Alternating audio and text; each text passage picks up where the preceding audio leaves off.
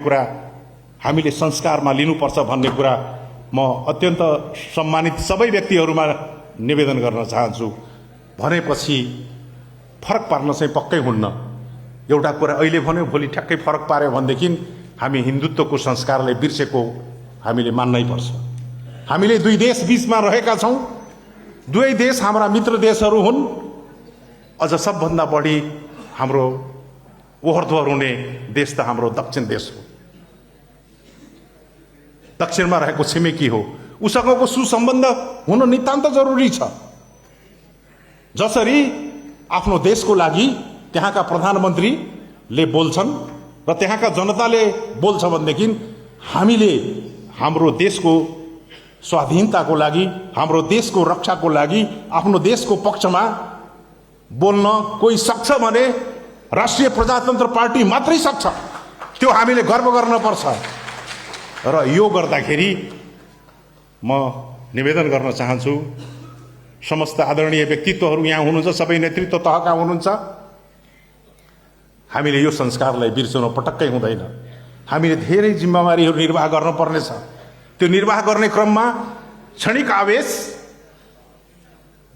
आवेशमा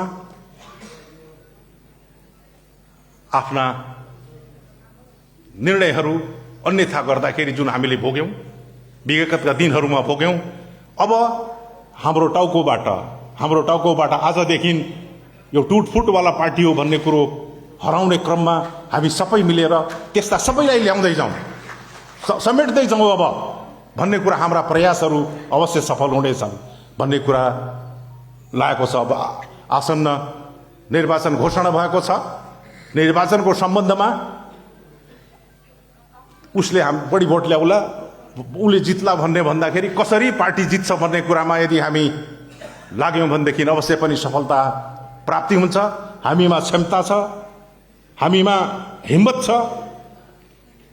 अरूले 10 जनाले संगठन गरेर देशै कब्जा गरे, अहिले पनि हामीले लुकाइरहेको बन्दुक छ भनेर भन्छन्।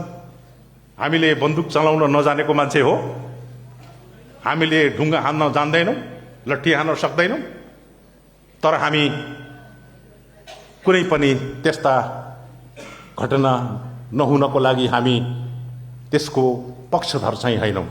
हामी शान्तिप्रिय ढङ्गले जनताको मन जितेर सबै कुरो प्राप्ति गर्नको लागि अगाडि बढिराख्ने भएको कुराले चाहिँ हामी त्यसतर्फ अहिंसातर्फ अगाडि बढ्ने कुरा गर्छौँ।